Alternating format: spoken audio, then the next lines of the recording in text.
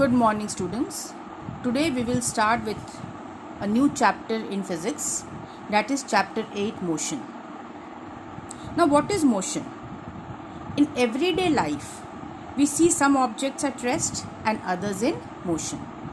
You see everyday birds fly, fish swim, blood flows through veins and arteries, and cars move.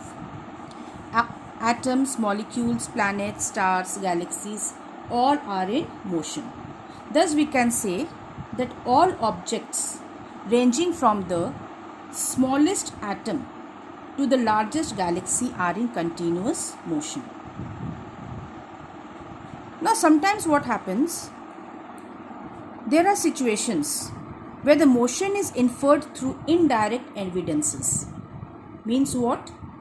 That sometimes we cannot see the motion of air. Then how do we understand that air is moving or air is blowing? The motion of air is inferred by observing the movement of dust and the movement of leaves and branches of trees. So this is known as motion. So what is motion? An object is said to be in motion if it changes its position with the passage of time. Now, an object may appear to be moving for one person and stationary for some other. For example, the passengers in a moving bus. For the passengers in a moving bus, or when you are sitting in a moving bus, what do you find? That the roadside trees appears to be moving backwards. And the person standing on the roadside, suppose you are standing on the roadside, you see, what do you see? That the bus is moving along with the passengers. So what do these observations indicate? Before that, let us understand one more thing. That is a term known as reference point. How to describe a motion? Now, to describe the motion of an object, its position, etc. are measured. Now, suppose that when we measure what is reference point? When we measure the position of an object, then it is measured from some fixed point known as reference point. Okay. Now, for example, let us try to understand with an example that I say that our school is 2 kilometers away in the south direction from our home. It means what? That we measure the position of a school in the south direction from our home. So, in this case, our home is the reference point.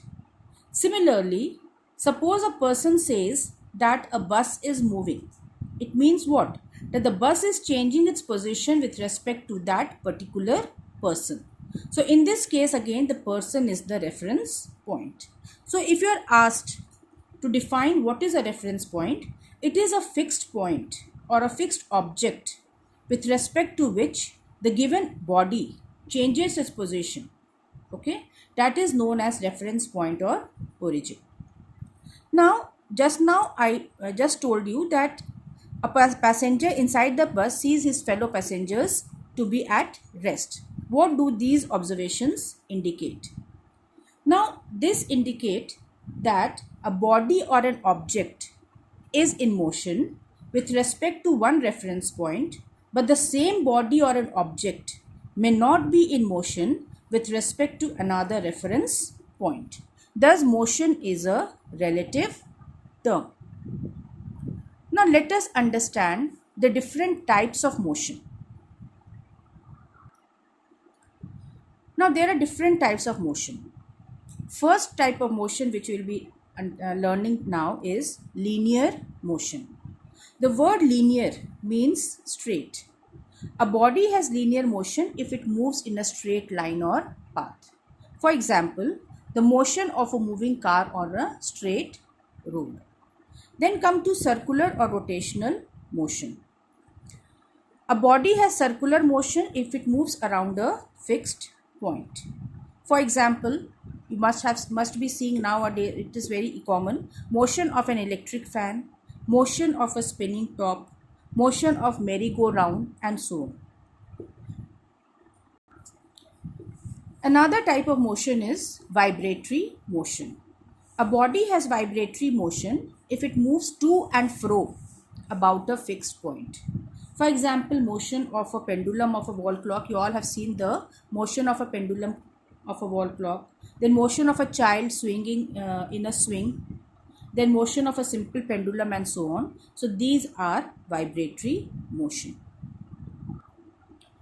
Now students, in this class, there are two terms which we'll be using very frequently. First is scalar quantity and the other is vector quantity. So what is a scalar quantity? The quantity which has only magnitude is known as a scalar quantity. For example, now what do you understand by the term magnitude?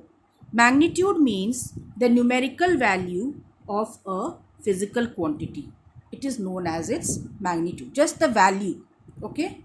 And vector quantity, the quantity which has magnitude as well as direction, is known as vector quantity, in which we mention both the magnitude as well as a direction. That is known as vector quantity. So we will be coming across these two terms very frequently. So children, for today this much only. Write down the notes in your physics copy. Thank you.